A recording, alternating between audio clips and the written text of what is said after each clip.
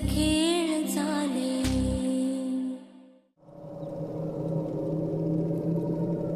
अहो अभिरामराव असाच काय तुम्ही? गाव काय झालं? अहो वाड्यात आग लागली या. काय? अहो काय नायकांच्या बागे पनवती लागल्या समजणार नाही.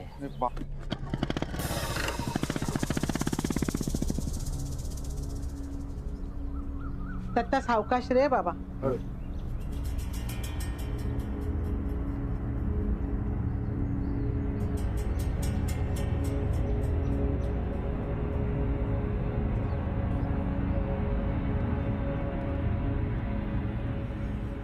सगळा जातला का करीत सगळा. काही होणार नाही. शांत व्हा बघू, शांत व्हा. काय झालं? नाना बरे आहेत ना?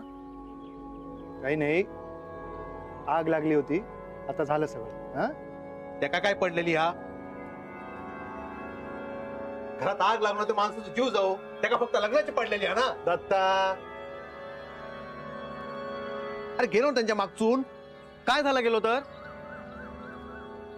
माका माहित होता का असं काय होईल? हे सगळं त्यांच्यामुळे होतंय. हा आधी घरात तिला तर अण्णा गेले आणि आता हिला तर घरात आग लागली. देविकाला या सगळ्याचा दोष नको देऊस. तू प्रेमात आंधळ झालंस म्हणून तुका कळूच नाही. आण ती का घरात आणि कर घराचा वाटोळा. अरे दत्ता काय बोलतोस ह्या? मी बोलतो त्या दिसता, पण ह्या काय करता त्या दिसत नाही. कर बाबा कर, तुका काय हवं ते कर. आण ती का घरात. बघ, देविकाला काहीही बोललेलं मला आवडणार नाही.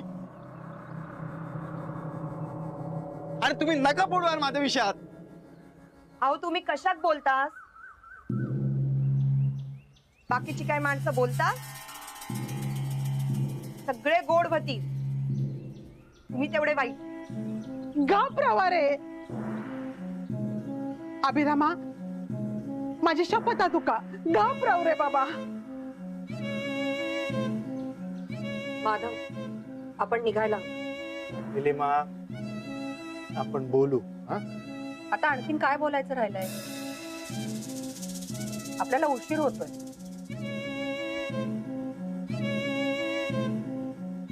माधव, उशीर होत असेल तर आपण मृत्यूपत्र वाचून घेऊया. ठीक आहे, तुम्ही वा, मी आलो.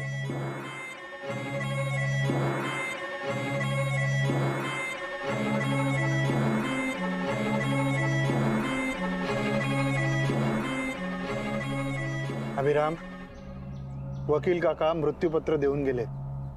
ते सगळ्यांसमोर वाचायला हवं आणि तुलाही यातलं सगळं कळायला हवं ना. दादा रे प्लीज. अभिराम, दत्ता देविकाला जे काही बोलला त्याने तू रागावलायस आणि रागावणं पण स्वाभाविक आहे. पण अशा वेळी आपण शब्दाला शब्द वाढून काही उपयोग आहे का? हो हो हो, शांत हो. तुझं आणि देविकाचं लग्न होणारच. हो, डोंट वरी. हा, चल आज जाऊया का आता? ये ये ये.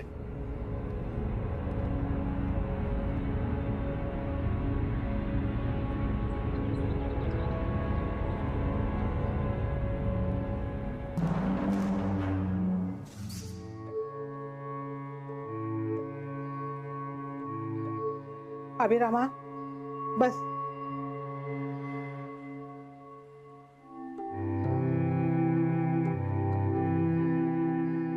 माधव, अण्णांनी काय लिहिलं ते बघा.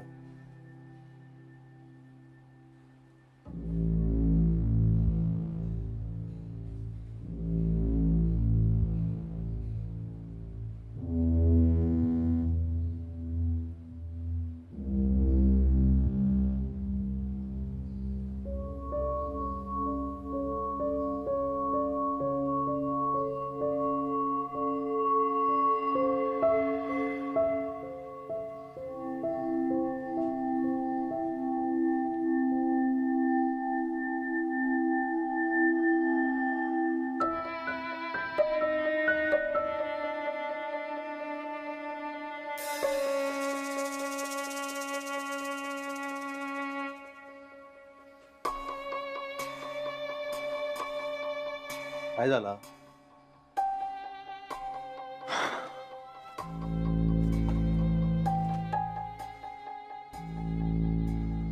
काय झालं?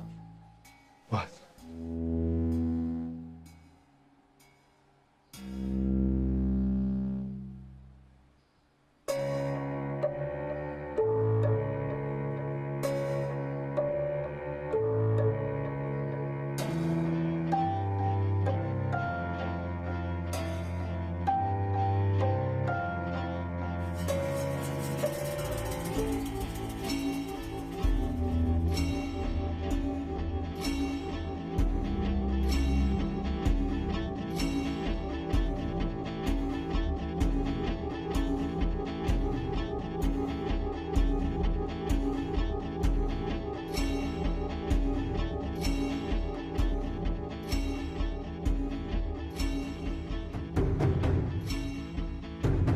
अरे काय असा लिहिलेला कळताला की कागदा अशीच फिरतली ऐसून थैसर दिवस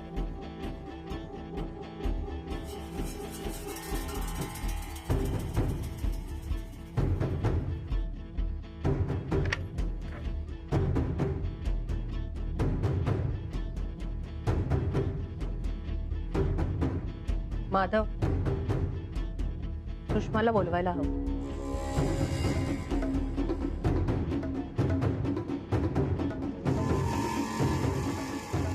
निलिमा काय बोलतोस तू?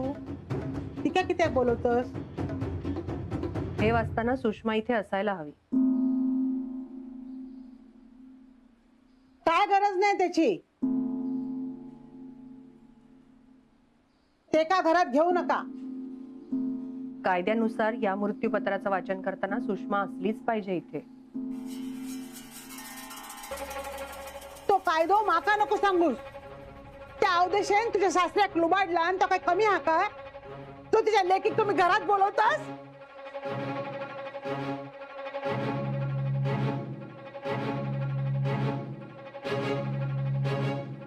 माधव तूच सांग. हो हो हो. आई, मला कळतंय तुला सुषमाचा राग येतोय आणि हे जे काही करतेस ते सगळं घरासाठीच करतेस हेही कळतंय. पण एकदा मृत्यूपत्र वाचून तर होऊ दे ना. हा,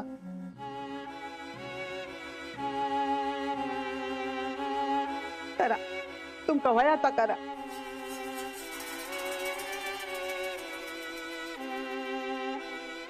आई. हो हो. नाथा, अरे नाथा, इलय अरे जरा सुषमाला बोलव. वय बोलवते. आता आणखी काय काय बहुक लागणार. काय गो सुषमा खया? त्या काय खय बसला.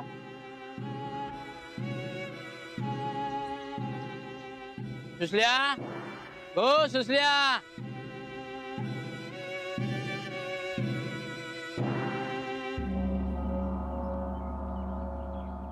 चल तुका निलिमा वहिनीन बोललेला ना. काय गो काय झाला? त्या दिवशी तर मला घरात पण येऊ दिलं नाही. नाच पुन्हा तू बाहेरच थांब. ताका म्हणतात तर बघ. आता गप कसा कुबा जात होय. चल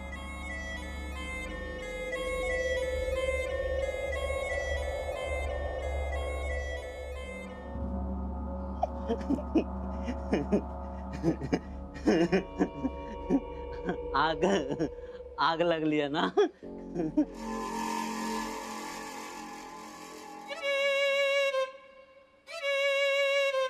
ए खुड्या कपराव. पांडू खेळत बसांद्र बस. माहिना बसत इला सुषमा इला. थांबताय सर.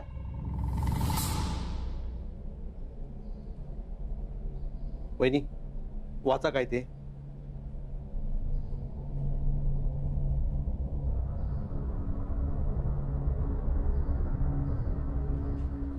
अण्णांनी या मृत्यूपत्रात त्यांच्या मृत्यूनंतर कुणाच्या नावे काय आहे ते लिहून ठेवले आणि ह्या मृत्यूपत्राचं वाचन सर्वांसमोर व्हावं असंही लिहिलेलं. अण्णांच्या इच्छेनुसार या मृत्यूपत्रात प्रॉपर्टीचे 6 वाटे झालेले.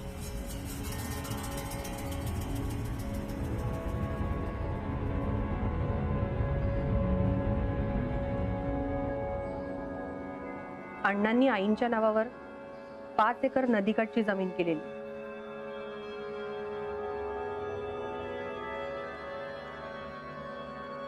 कलमांच्या झाडावरही आईंचा अधिकार आहे.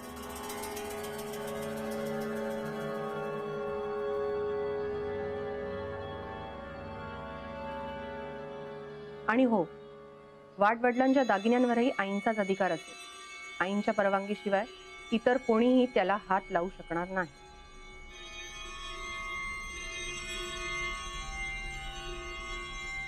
मोठा मुलगा माधव, वरच्या आळीची 5 एकर जमीन माधव तुझ्या नावावर केली आहे.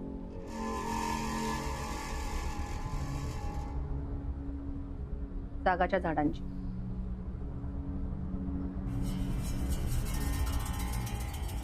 दत्ता भाऊजी, तुमच्या नावावर 6 एकर मांगरावरची जमीन केली.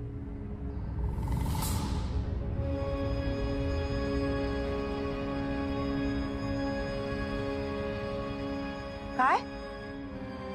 मांगरावरची जमीन? सरिता, अभिराम, तुझ्या नावावर खालच्या आळीची 4 एकर जमीन केली. अण्णांची 20 एकर जमीन झाली, संपली. माझ्या वाट्यात काय? मी लेकच असे मग त्यांची. बघलंस आहे, सगळ्यांका दिले. माका काय वाळीत टाकलास?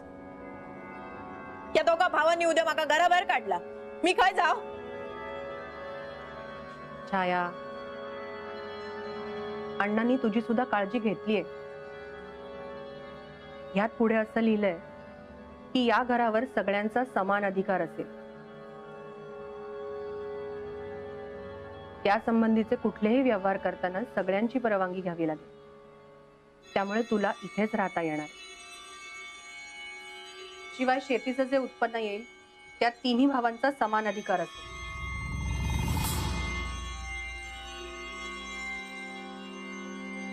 आणि त्यातला 12% हिस्सा तुझ्या नावाने बँकेत जमा केला जाईल.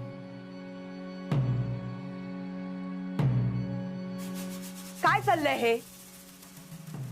शेती हे करणार, सगळा हे बघणार आणि सगळ्यांका समान वाटो. सगळी नुसती खाऊक येणार.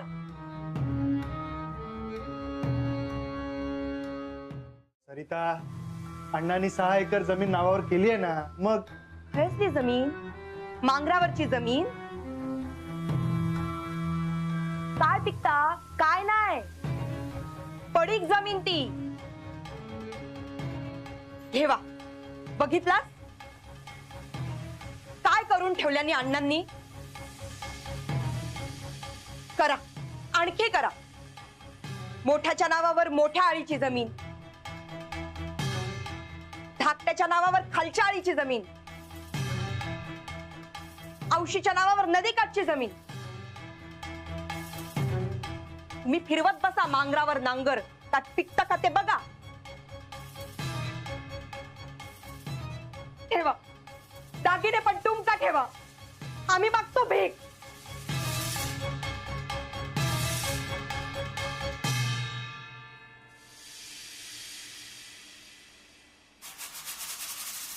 अरे मेल्या, तुझा काय चाललाय हा? नसते ना.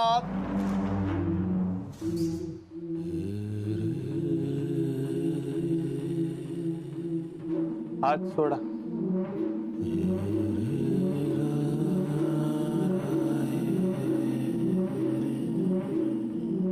हे सगळं ठरलेलं आहे.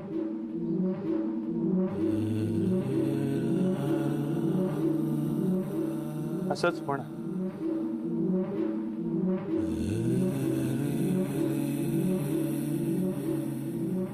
तुम्ही वड्याचं तेल वांग्यावर किती काढतास? काय झाला की पोरांवर राग काढायचं? राग गेलो हा तर बोला.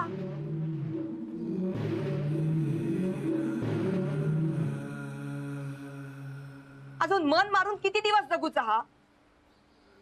मी नुसती बसून खातात कित्या के माझ्या नावांसारखी बोंब घालतस? बसन कोण खाता होय? मी काय मिळला माका? रवासाठी घर तेवढाच आणि पैसे ते किती? ते पण तुम्ही दिलात तर बरे, नाही तर ते पण तुम्हीच खावा.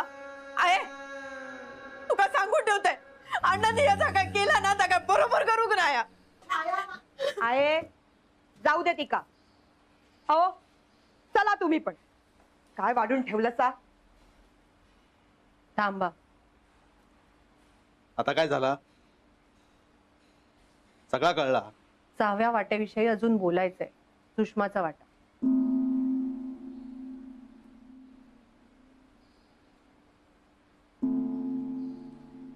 अण्णांच्या मृत्यूपत्रानुसार आतापर्यंत नाथांनी सुषमाची जबाबदारी स्वीकारली होती. ती नाथाच्याच घरात राहत होती.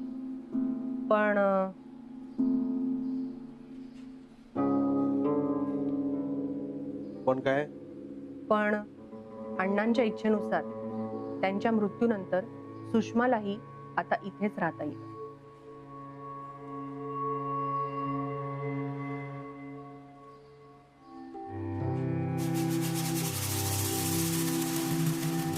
शिवाय शेतीचं सुद्धा जे उत्पन्न येईल त्यातला 15% वाटा सुषमाचा असेल. अरे माधवा, दत्ता, काय झालं या? तुमच्या बापाशी काय करून ठेवलं या? अरे ज्या बाईक आजवर या घराचं उंबरट ओलांडूक दिलंय नाही, तिच्या लेकीने घरात घेतल्यानी.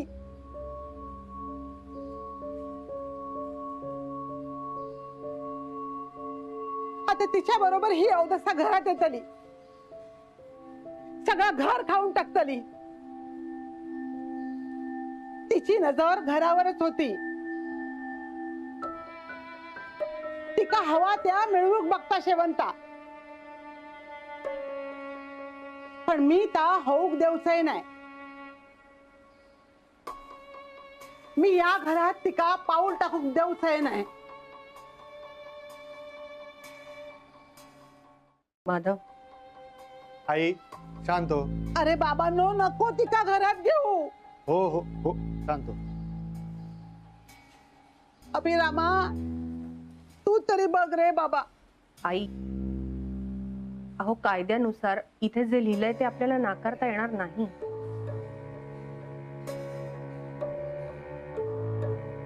आणि अण्णांच्या इच्छेनुसार सुषमाला या घरात काहीही झालं तरी घ्यावंच लागेल.